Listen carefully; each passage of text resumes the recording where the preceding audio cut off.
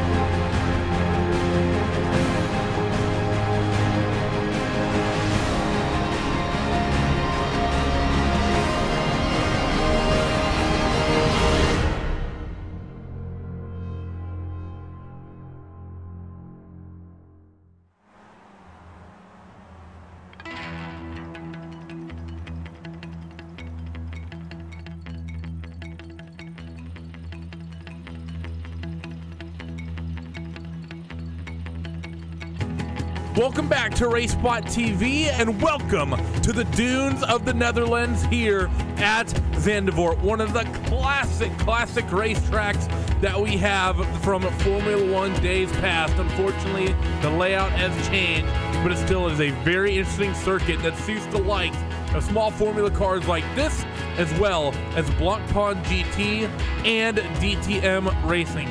Randy Chinnet, and after a couple-week hiatus, Alvin Nieves and his stuttering is back as we bring you coverage of round number 8 of this championship. Alvin, is a big weekend with you, spending a lot of time with the Neo people down in a nice little race known as the 24 Hours of Daytona, but now you get back to watching the real interesting racing here on Wednesday nights.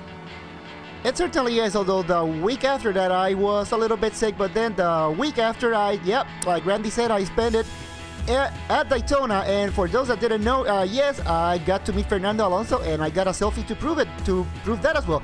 But let's keep that aside and let's focus on what we have in here today. Skip Barber, Zandvoort. I think this is the first time that I've seen these cars running here at Zandvoort, and how did I prepare myself today? Well, I just watched a video of some Dutch drivers running in reverse at Zandvoort. So qualifying currently coming underway here is got a handful of drivers out there on track right now. Currently, Adikoba Lopez leads the way with a 151.9 in terms of the pole position in qualifying right now. 2/10 up on second place for Nicky Soroka, but we still have a handful of drivers who owe us a lot. Times like Tuan Tron is out on the lap, as well as Edwin Malorino. as well as a couple other drivers. Most people have already run their allotted laps, so we're approaching the final minute here in qualifying. But talking about this racetrack here, Alvin, very, very technical. I would say this track suffers from the same sort of problem that a track like Zolder does. It's very tight, and it doesn't always put on the best sort of racing for big types of racing cars. Now, that has come into effect in the past and positively influenced one of our producers' world championship statuses, because it's very difficult to make moves here in fast cars like fast GT cars, fast open wheel stuff, DTM. Not a lot of ways to make moves around this place, but in little cars like this, Formula 2000, awesome being able to make moves. It certainly is, and that is one of the big things that this track has. Yes, in a ways, it's kind of similar to Zandvoort to Zolder, but this one has a lot more elevation changes, and I think that will be one of the big factors. As soon as the drivers get past Tarzan, all the elevation changes, that's gonna be the really interesting part in this race. How will they be able to cope with them, especially under braking? Let's go down your starting grid across the 18 cars here for round number 8.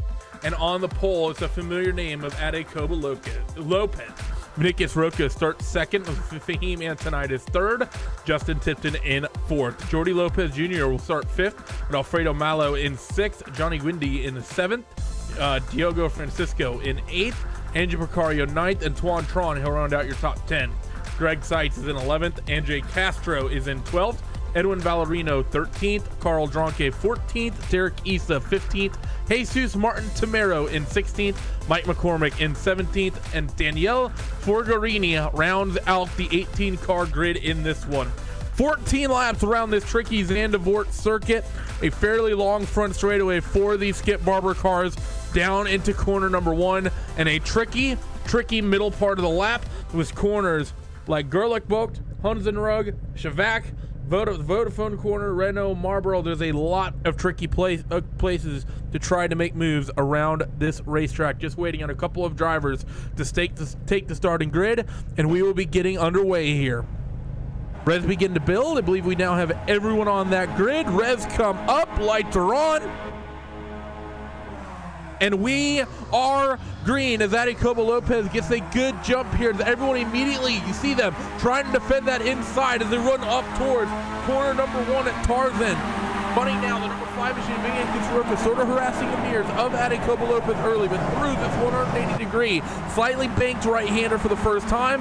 Now up towards this left section here where this little right-hander leads into the braking zone for another 180 degree corner, this time slightly banked to the left, and before they go running up through the S's here at Zandvoort for the first time. You see Adecoba Lopez already out to a nice little advantage. Up to a nice little advantage, but Johnny Guindy not so lucky as he got tagged just a little bit there going into turn number 3, and now he's losing plenty of positions, and it looks like he has lots of damage, and this is race over for him. That's unfortunate for him here to have the race started just like that and have it end so quickly for that 2-car. As Adecoba Lopez, they work themselves down through the first half of the lap for the first time here through the Marlboro and Renault's corners out here on the racetrack and up towards the Vodafone corner. We got one driver way off in the dirt. Not sure who that is or what happened here. That was your second place runner of Vinicus Roca. What happened to him as he went into that corner and I'm not sure what happened. I'm not sure if he didn't have to. That's an interesting one. He didn't get any contact, and I didn't see any damage on that car, really, so very interesting to see what happened to that driver. Fight is on now for that second position as Fahim Antonides. He's fighting with the number 9 and Justin Tipton through this tight chicane at the Audi S that leads into a hairpin. We got more contact in the background. Tuan Tron's involved, as well as Andre Castro and Edwin Valerino. Handful of drivers back there in the background as still your race leaders fighting through this final sector through Kumho and now on towards this final corner, the Ari Lyondike curve through this final corner. Another car off in the dirt. A very, very, very let's say not so clean first lap number 1 here at Zandvoort. Well, it started all good going into turn number 1, but then the race started to get just a little bit too testy between the drivers here, and it looks like that for the driver number 5 of Vinicus Roca, it looks like he had some hardware troubles in there, but that's unfortunate. But up in front here, Adecoba Lopez able to open a nice gap here, just over 2 seconds. What an amazing first lap that is for Ade Lopez. We've seen this from Ade in the past, and we know from experience if you give him a lead, he will run away with it. And he's already done so 2 seconds in the first lap, and I don't think anyone's going to be able to reel him in. Fahim Antoniadis has slotted himself into the second spot. One of the best performances we've seen him for a long time as they work themselves down to back here. This long downhill right-hander that is probably the one in single corner everyone familiarizes themselves and loves about this racetrack.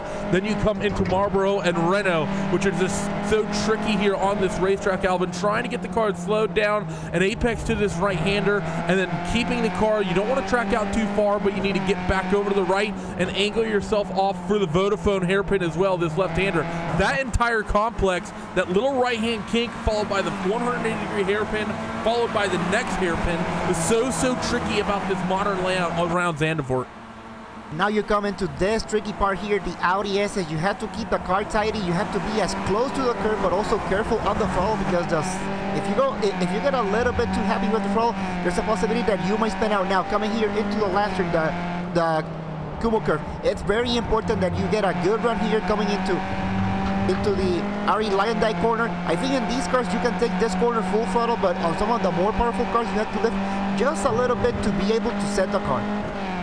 One of the big things about car setup is trying to take that Lyondike curve flat out, trying to hold that lap record in speed the way Ari does at Indianapolis. But Justin Tipton, he's going to want that second position, fighting with Fahim Antoniadis in towards turn one. Fahim way too tight into one, and he clips that dirt a little bit down low, and he's going to give up that second spot to Justin Tipton, who immediately is going to try to start breaking away. Jordi Lopez Jr. had an opportunity, but didn't quite get it done. But as they work themselves here, Alvin, through turn 3 at Hugenholt, excuse me.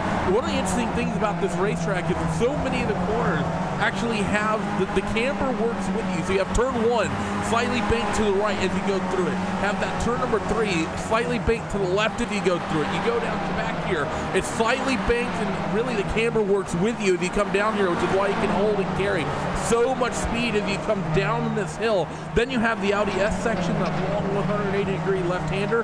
Then the final couple corners. This road course at Zandvoort, I think, might have the most corners that are banked and work with you of any other track and any other road course in the world.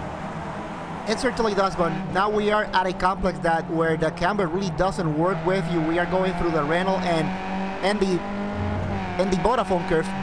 2 turns that pretty much the camber is relatively flat, so you really have to make sure that you got the right line and you got the right speed coming out. But now coming into this complex here into the Audi SS, more camber in your favor, but again, you gotta be really careful with the throttle.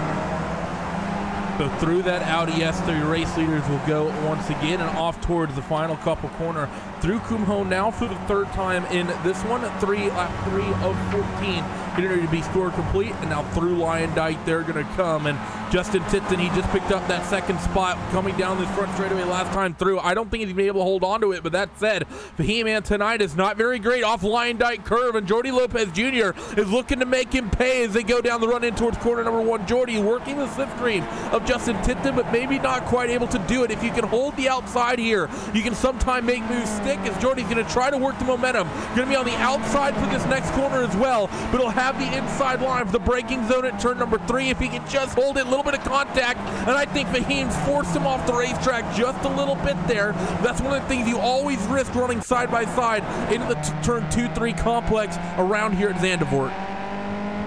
And I have to say that Jordi Lopez was really lucky. He got into the grass, but he was able to keep the car under control. Going just a little back into that second group, Diego Francisco just made it into P number 5. He is our points leader, and he is looking to make a couple of more positions and try to solidify his status as the championship leader. Look for him to catch this primary group and try to make, perhaps, who knows, trying to go for second place, because as it looks right now, that lead, Ade Lopez, 3.3 seconds, that is pretty much see you later. Ade Lopez has checked out. Thank you very much. You're not going to be seeing me until the end of this one as Jordi Lopez Jr. Fahim Antoniadis continue to fight. But like Alvin said, you have to keep an eye on Diogo Francisco in the background, who's fighting with Andrew Precario. I think last time you were here, Alvin, would have been VIR, where we saw Diogo throw that fantastic move for the race win on Philippe Lebert. And we've seen a couple of other situations from him the past couple weeks while you've been absent. And he's really shown and really grown, because we've seen him in this championship in the past, but he's really stepped up from some of the early seasons when he came into this championship. Off towards the front straightaway once again. I think Fahim Antonitis should be far enough out from Jordi Lopez Jr. that he won't have much slipstream. How will he close in on Justin Tipton, though, on the run into towards corner number 1? Got some decent overspeed, going to get on the brakes, but still, it's a little bit too late right there for Fahim. That is one of the interesting things here coming into turn number 1, Tarzan. If you want to make an overtake, you really have to commit yourself, but the car that is in front and it's going to the outside, he also has the advantage because he can start turning in so early, and because that turn 1 has so much camber and you can make it work in your favor. You really have to be committed if you want to go for the overtake. So Fahim Antonitis still fighting now with Jordi Lopez Jr. down up towards the back at this long downhill right-hander. It's been so long since I've covered a race around this racetrack. It's a nice breath of fresh air to see this once again as they work themselves now down towards the tight. I'll say I generally look at it almost as an infield section of the racetrack. Really hard on the brakes now. This trio in towards this tight right-hand of the 11 car Fahim. I think he's really good around this infield section of the racetrack right now as they work themselves into Vodafone. And maybe not. Justin Tipton out in front, a little bit loose at the apex, but Jordi Lopez Jr. much more flamboyant with the amount of track he's taken. We got a 13 at Derek Issa. He's heading off somewhere in the background. Not sure what's happened to him here. He's in a gaggle of cars going down the hill on the braking zone towards Marble, and it started out in front of him. The 14 and the 10 got into each other. When that happened, there was really nowhere the 13 could really go. That 14 car, who was that? That was Andre Castro. He just sort of drove into the side of the 10 there. Yeah, got a little bit chippy there, driving into the back of number 20, Edin Valarino, and unfortunately that's sort of a little bit of a chain reaction. Derek Issa nowhere to go. He tried to take evasive actions from the car. Fortunately, didn't hit anything, but for Edin Valarino, I think this is pretty much race over for him as well. Yeah, he got big damage when Andre did that. I'm not, like I said, I think the moving on is a good move from the 10 car. You can make moves stick at that end of the racetrack if you can get a good run down to back, and I think that the 10 machine had it, so I would put that all on the defensive drive in there, the 14. But we still have this three-way scrap for seconds. We're approaching the halfway mark in this one here, which we'll have in the next few minutes. Split up now through the middle sector of the racetrack this long, and it's so weird because this is sort of the closest thing to a back straight you have around Zandvoort, Alvin, but it's not straight and it's not really long enough. You can't really make passes through it here. That run from turn 3 all the way up to the back, it's so tempting to throw it up the inside for this downhill right-hander. And if you can do it, you can often make it stick. One of the interesting things that if you do go side by side through there, because of the way the corner is profiled, which we talked a little bit about earlier, you can actually make it stick on the outside decently well. You can, but you also have to, but you also have to be really committed, because if you are not rolled, there is a big sand pit waiting for you all the way to the left, and if you fall into that sand pit, well, you're gonna have a hard time trying to dig yourself out of there for sure.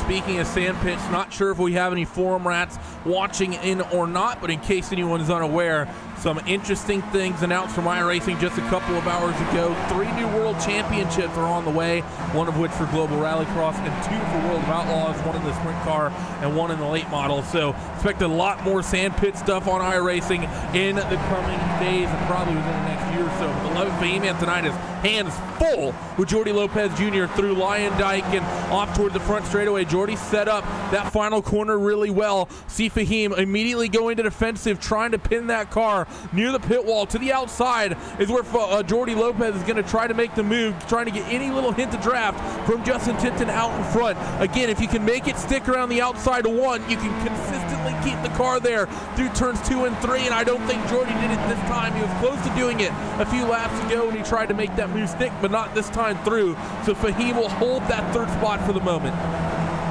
Really lucky there for Fahim Antonitis to be in P3 for the time being, because Jordi Lopez, he threw a good move there going into Kumo, but unfortunately Ed wasn't able to stick. He even got a good run, but now he has to do it all over again. Now let's see if he can put a little bit more pressure, but one thing's for sure, Fahim Antonitis, he needs to keep an eye on Jordi Lopez, and the problem is the more they fight, the more Justin Tipton pulls away. I think it's one of those situations, I think, because, oh, they're getting a little bit of contact through that right-hand sector, and Fahim, big contact with the inside wall there at Marlboro. I think we're going to get a replay of that here in just a moment, but Fahim Antonitis, was there actually contact, or did he just lose it all on his own? He did it all on his own. He got a little bit loose, so there was contact. The 11 of Fahim, he got a little bit loose at the apex, and when you do that, you have to lift so far out of the throttle, and you carry so much momentum through that corner that if someone is ever tucked up right behind you, if you ever get loose, they're pretty much just going to tap you, and they're going to put that nail in the coffin. That's exactly what happened to Fahim Antonitis. That 11 car just got a little bit of oversteer, and there's really no way, if you're Jordy Lopez Jr., Alvin, that you can ever back out of that, because if you jam on the brakes, you're simply just going to throw all the weight in the car forward, and you're going to spin out yourself. So for Jordy Lopez Jr., nothing he can ever do in that situation. Just unfortunate for Fahim that a little bit of oversteer that he'd be able to save if he was on his own just ended his race. And that is one of the big problems that you have in turn number 7, Marlboro. You have to be really aggressive taking that inside curve, but at the same time, you have to make sure that you keep the car under control. And for Fahim Antonitis, unfortunately, he got just a little bit too much of the curb, and that part was just enough for pretty much for him to lose the car just a little bit. And yeah, like you just mentioned, Randy, Jordy Lopez Jr., he was so close, he really couldn't do anything to avoid him. Mike McCormick and Daniel Forgarini are have a close fight going, if I could speak here, through the center of the racetrack, now exiting on the run up towards Hunsrug and Rob Stowmaker here at Zandvoort. And 17, I think he just picked that spot up, and he's broken a little way over that 18 car of Forgarini down this downhill right-hander at Chavac once again, and doesn't look like they're very close just yet. I think Mike just able to pick this spot up, Alvin. He's running away from Daniel right now. Running away from Daniel, indeed. But he gets big oversteer too. Well, you know, that's pretty much one of the things you have. You can run away, but that is one of the things that this race will provide. You have to be really aggressive with every single turn, trying to take as much curb as possible, but you also have to be careful with the throttle when you start picking up the steering wheel angle. Everything has to be perfect. The slightest mistake, the slightest bit of over rotation that you get, it's gonna be really hard to recover from it. There's really only a couple curbs you don't hit, but you talk about this to the Audi S, all sorts of curb through both the right-hand kink and the left-hand hairpin, and then up towards this final sector. Watch the way these drivers use this, use the runoff here and use the curbing all over it through the right-hander, all over it on the track out as well, and then through Lion Dyke once again. Now, not quite as much of it on the inside to use. Some cars will use a little bit more of it, but you can be liberal with it on the exit. Not quite so much for these guys here. Turn 1, really the only car, excuse me, I take that back. Turn 1 and turn 3, really the only curbs in my experience, Alvin, where you don't want to use them, because it's one of the situations where, because the corners are somewhat banked, the actual curbing themselves is up a little bit from the racetrack, a little bit more than most others are. Because of that, if you ever clip that curb, pretty much just upset the car. You saw that a little bit through turn 1, but watch through turn 3 here. Pretty much everyone's going to try to stay clear of those curbs to the apex of this corner. And it certainly can be counterproductive at those portions. But going back to the battle here for P number 2 between Justin Tipton and Jordy Lopez Jr., Jordy Lopez able to reel him in, so now the advantage only 0.2 seconds. This is going to be a nice battle to watch in here, because Jordy Lopez, we have seen him, he has just little by little has been able to close the gap, and he seems to be really close now to Justin Tipton, so look for him to make a move perhaps into the front straight. Here they come once again through that Vodafone hairpin, and now it probably is really technically the back straightaway here at Zandvoort. It's very, very short, and once again, it's sort of an awkward braking zone into the Audi S. You can sort of be offensive and defensive from both sides of the racetrack. Jordy opts not to make the move here, and he's a little bit less aggressive with the curb through the Audi S hairpin, but because of that, he's a little bit more easy coming out of it. Now up towards Kumho, through this right-hander, and you see once again that 9 car Tipton, a lot more curb usage from him, is now through Ari Leindyke. They're going to come. Jordy Lopez is going to be loving the slipstream down this front straightaway once again here as they power out 110, 120, probably getting about 127, 128 at the tail end of the straightaway. Maybe I'm giving these Formula 2000 cars too much credit. It's to the inside goes Jordy for corner number 1 of the 9, and Justin Tipton Jordy really didn't slot it up there, but Tipton sort of let him have it. But at the same time, Jordy not quite enough momentum down there, wasn't able to poke the nose. Justin needs to be a little bit careful there, Alvin, because if someone ever harasses the mirror like that but doesn't completely commit to that inside, you have to cut that off ASAP.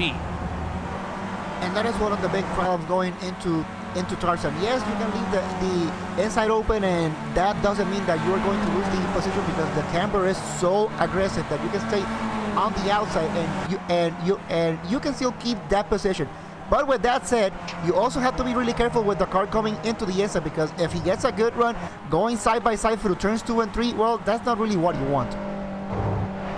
Yeah, indeed, that's not the sort of thing you want as well. These guys work through this tricky sector as well. This double right at both Marlboro and Renault is now through that section and now in towards the 180-degree left at Vodafone. And you see Jordy Lopez has been doing this the whole race. He cuts back over to the right so much more from these other guys, and it increases the duration of the laps by a pretty significant amount, Alvin.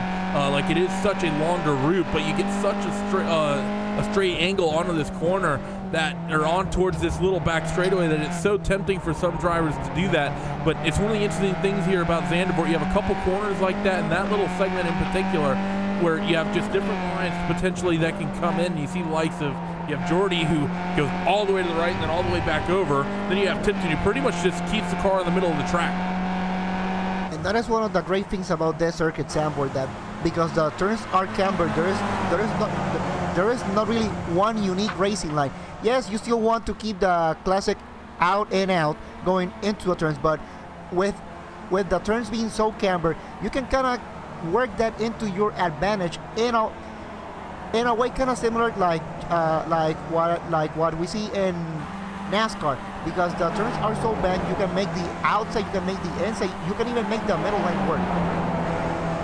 So we're now watching the 12 and the 8 car. This is the fight for fourth. Diogo Francisco just picked that spot up after they came across the stripe in towards corner number 1. So that'll update on your live timing next time they go across the timing beam, assuming Angel Macario doesn't get that 4th spot back. But now through this sector of the racetrack, a very, very fast Susan down Chevac for the 11th time in this one. So coming up on 3 laps to go here relatively quickly. Diogo still trying to just park it out in front of Andrew Macario. Macario, very good run down the hill. Might be able to make something happen to this here down into Marlboro, but no, not going to happen. And now in towards Renault, and is just nicely gapped out here in this little trio. I don't think we're going to see anything too hectic come just yet. I think it'll likely come down this front straightaway if any drama starts happening, because these guys seem to be relatively patient. That said, Andrew, very, very wide at Vodafone, and that's going to allow Greg Seitz to pounce, and just like that, that white number 12 car, Alvin, he drops back a spot. And well, I said that you can make the outside, middle, or inside line work. That is one section of the track that you want to keep it on the inside, because there's no camber to help you. That being said, Andrew Macario paid the price, and now Greg Seitz running in P5. Let's see if he can close the gap to P4 for Diogo Francisco. Sort of the optimal situation for Greg, because he didn't lose any time to that 8 car. With the way Andrew sort of got out of the way, he was able to just maintain his natural line and just power right on past Precario in that white car, as just keeping an eye now on this fight for second. Jordy Lopez Jr. has a draft looking to the inside on Justin Tipton in towards corner number 1. Is he going to be able to make it stick this time? He does, and Justin Tipton tries to work the cutback, but that's not really a corner you can ever sort of make that happen, and because of that, Jordy Lopez Jr. is going to take the second spot, but Justin Tipton is still very, very right there, close, and going to be harassing the back end of that 6 car. This fight for second isn't over yet, Alvin. Definitely not over for sure, as Justin Tipton, yeah, he lost that position, but he will definitely fight tooth and nail to get that P2 back. And while P2 is pretty much the position that they are trying to fight for, you know, I know that pretty much P1, Aricaba Lopez has been running away from the race. We haven't really covered him much, but we also had to give him credit because he was able to open the gap, get away, and now he's pretty much maintained something close to a 4-second gap. And I think that he pretty much has done the race that he wants. Open that gap, make sure that you keep a steady pace, and that will be just enough to get the win. Fight for second, still close as Justin Tipton is locked right to the rear gearbox of Jordy Lopez Jr. As Alvin's absolutely right at it. He's been one of the few drivers that can really open up a gap in this series and dominate a race the way he has. We've also seen it from Felipe Bear a few times as well, but in towards the Audi S with the fight for second once again through this long left-hand corner. You see Jordan not quite down at the apex, nearly as tidily as Justin Tipton is, but still able to work the momentum through now this penultimate corner at Kumho, and then the run through Ari Lyondike is going to be so critical here for both of these drivers, especially for Tipton, and it's going to be 2 to go right here, right now. This might be the only opportunity Justin gets on the run into corner number 1. Gets a good slipstream, going to look down to the inside, try to pick up this second spot once again. He's fully alongside at the braking zone, and I think that 9 car is going to be able to take that spot. Jordy not very aggressive around the outside. He's going to try to work the cutback though. We saw Justin attempt this, wasn't quite as good at it, but no, Jordy's still not quite able to get there. Not able to get there, and Justin Tipton back into P number 2, but Jordi Lopez Jr. Tried to get really close there into turn number 3. Now coming here into perhaps the back straight-esque undulating part of the circuit. It is a really interesting portion of this circuit. Even though it's kind of like the back straight and you can keep it all the way full throttle, you really have to keep a single line. That being said, Jordi Lopez Jr. trying to work the outside, but unfortunately he cannot make it work. Now going here into Marlboro, this is pretty much more of a classic part of a typical circuit, flat. So you gotta be out and out. So look for Jordi Lopez Jr. to perhaps put the pressure here, perhaps not here now, but maybe going into the next turn. Let's see if he can put a little bit of pressure there on Justin Tipton, and if he can make it go into a little mistake. So, by the way I count it, we only have about 2 good passing opportunities left, maybe just 3 for Jordi Lopez Jr. and Justin Tipton. This might be the first here, as Jordi's going to look to the inside here at the Audi S. We've not seen anyone really try this up near the front of the field, and he's going to pick that spot up. However, he might be playing into Justin Tipton's hands just a little bit, as they now are on the run up towards Kumho through this right-hander, and now Justin Tipton is certainly just going to be working the slipstream, trying to set Jordi Lopez Jr. up for this run in towards corner number 1. Adikoba Lopez takes the white flag right here, right now, as Jordi Lopez Jr. comes onto the front straightaway. Justin Tipton works that slipstream. Gonna have to do it the long way around though. Jordy's gonna pin him the outside line, but we know you can make that stick if you got a nose. He does have a nose. Will he be able to make it work in that middle groove through this tight, long 180-degree right-hander? He maintains a little bit of overlap, and that's important because if you can hold it through this right-hand kink, you have the line to the braking zone in turn 3, but no, Justin Tipton unable to hold his nerve down through corner number 3 at Gerlich. Now back up the hill, powering through the gears, likely not going to be able to make a move through this section of the racetrack, but you can still harass the mirror of Jordi Lopez Jr. and maybe pin him to the inside on the run through corner number 6 for the final time. Will he do that? No. Jordi Lopez able to use the entire width of the track freely as he desires on the run downhill through Sabac, and now up towards the Marlboro Renault Vodafone complex, where you've seen most of the incidents today. Through that first right-hander at Marlboro, both your drivers clean. Through Renault, both your drivers clean. You see that 9 car, Justin Tipton, a little bit tighter at the apex there at turn 8. Then in towards corner number 9, Jordi Lopez opens up a wide door on the inside, but it's harder to slot yourself in there than you might expect. Down towards the Audi S now for the final time. We just saw Jordi make this move and make it stick. Will Justin Tipton be able to do the copycat move? Down up to the inside, no. Doesn't even get any overlap whatsoever through the Audi S for the final time. A little bit of oversteer, but because he has the tight left-hander to follow up, Jordi somewhat bailed out because of that. Up towards the penultimate section of the racetrack through Kumho now for the final time, and Justin Tipton not quite close enough just yet. Adikoba Lopez is going to come off Lyondike curve for the final time, and he is going to win this race out in front. But the fight for second isn't over yet, as he still has some slipstream. Can Justin Tipton get there? No, he will not. And Jordi Lopez Jr. will hold on to the second. They're going to be 3 abreast, though, for 4th place. Big contact as they get across your stripe. I don't know who is where, but the fight for 4th was immense, as it was going to be, I'm not sure who it was still. My timing hasn't quite updated. Greg Seitz, who just slotted himself into that final spot. Fantastic fight between those guys, as we have another battle between Forgarini and Tuan Tron coming to the line. Tron looks down to the inside as they come across start finish, and Tuan Tron, I believe, just got that position. No, he was a couple thousandths of a second short. Was Tuan Tron. Any more cars cycling through? No, I do not see any, but Alvin, couple fantastic fights to the line there. Fights all the way to the finish, highlighted by that battle for P2, and well, that finish for P4. Well, yeah, let's say that all those fireworks just happened just after the race was done, but it all started with car number 8 getting loose, getting out of the last turn, getting into the grass. But at the end of the day, you have to give it to Araiko Lopez. He did the race that he had to do, and he won. With that, let's go down your post-race results here live from round number 8. Araiko Lopez, like Alvin just said, exactly what he needs to do. Goes from green to checkers with a big one in this one. Jordi Lopez Jr. moves up 3 spots to the 2nd position on the podium, with Justin Tipton rounding out the 3rd spot. Greg Seitz, wonderful day from him, 11th to 4th.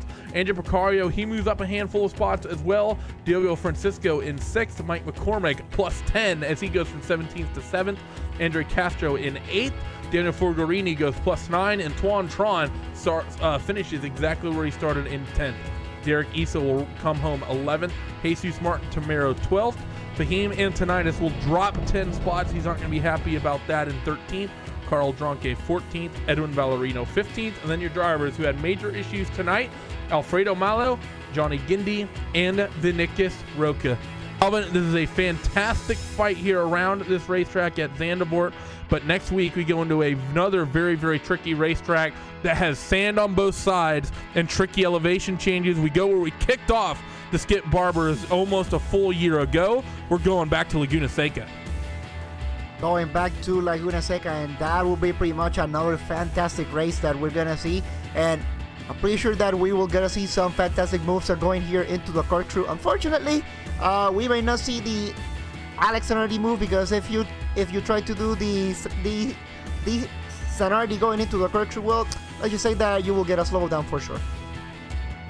Laguna Seca, some of the most iconic moments in motorsport, especially American open wheel motorsport around that racetrack, and of course very well known. I think everyone is frustrated around that place in a Viper license test in a game called but regardless, that is going to do it for us here on RaceSpot TV and iRacing Live in your Skip Barber Formula 2000 series here on the iRacing service. If you're not done watching just yet, keep in mind we are still constantly at RaceSpot churning out content and bringing you iRacing broadcasts. Friday night, Dirt Night is of course coming, as well as Friday night prime time later this week. We have SCO coming at you on Sunday as well. But until then, we hope to see you next time. Bye-bye.